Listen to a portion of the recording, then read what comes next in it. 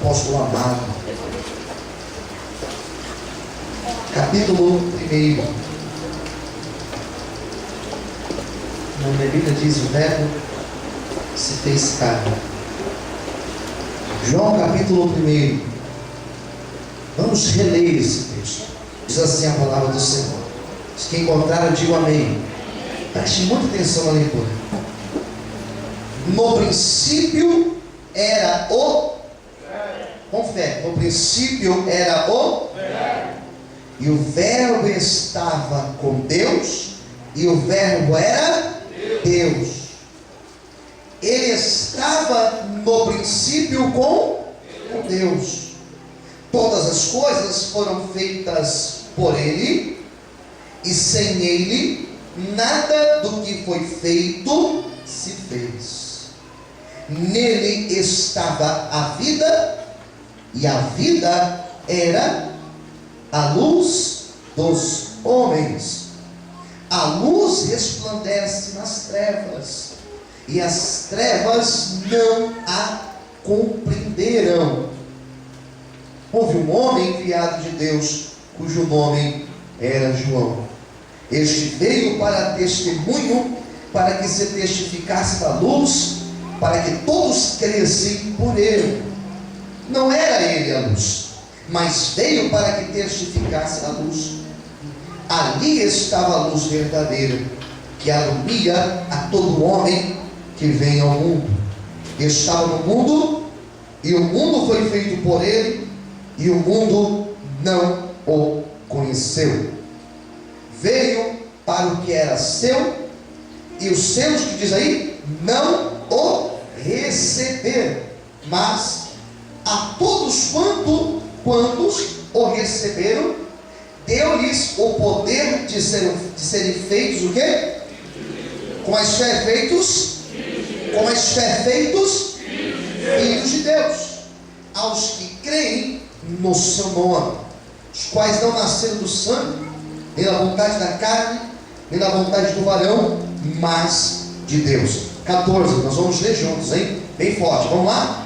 E o verbo se fez carne, e habitou entre nós, e vimos a sua glória, como a glória do unigênito do Pai, cheio de graça e de verdade. Desocupe a sua mão, aplauda ao Senhor por essa palavra, dizendo glória a Deus, dizendo aleluia. Fala a Deus, fala comigo nesta noite, Senhor. Aleluia. Olha para o irmão do lado e diga: Deus vai falar com você nessa noite. Queridos, olhem para mim por gentileza. Vou tentar ser o mais breve. Esse texto fala da encarnação do Verbo. João capítulo 1, versículo 1 ao versículo 14. Temos aqui um discurso teológico. Nós temos todo um discurso de João sobre a ideia da teologia, a ideia sobre Deus. O Evangelho de João vai revelar sobre isso. João tenta mostrar em seu Evangelho quem é Deus e quem é o Filho de Deus, a encarnação de Deus, no caso, o Cristo. Nós temos aqui nesses primeiros 14 versículos do Evangelho de João, nós temos uma espécie de prólogo, e alguns teólogos vão dizer que trata-se de um hino. Um hino que no meio do hino é aberto parênteses para se falar de João Batista, mas a intenção é falar de Cristo, de falar da salvação do mundo. E nós temos no primeiro versículo, quando aparece a palavra verbo. A palavra verbo, ela no grego, conhecida como logos, fala sobre palavra. Cristo é chamado de verbo ou palavra. Quando nós começamos a entrar na ideia de Cristo, nós precisamos compreender que Cristo em diversos momentos será apresentado como palavra. E desses diversos momentos, eu destaquei 4 desses. Quantos? 4.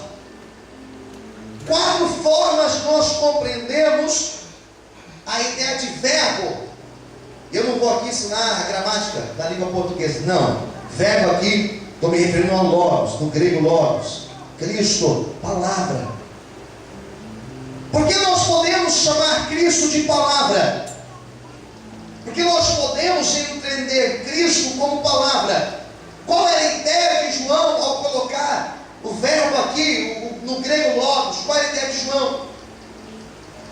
Quando nós estudamos Cristo, nós aprendemos que Cristo, primeira coisa, sempre existiu. Cristo é Deus. O discurso de Cristo precisa caminhar dentro dessa ideia. Jesus Cristo, ao contrário daquilo que os testemunhas de Jeová dizem, Jesus Cristo não é criatura. Jesus Cristo, Ele é Deus, o Deus Criador. E por isso que João disse, Ele sempre existiu. Ele sempre existiu. E lá no princípio da criação, Ele já existia. Cristo é chamado de palavra, porque Cristo é Criador. Primeira ideia que nós precisamos entender: o nosso Cristo, Ele é Criador.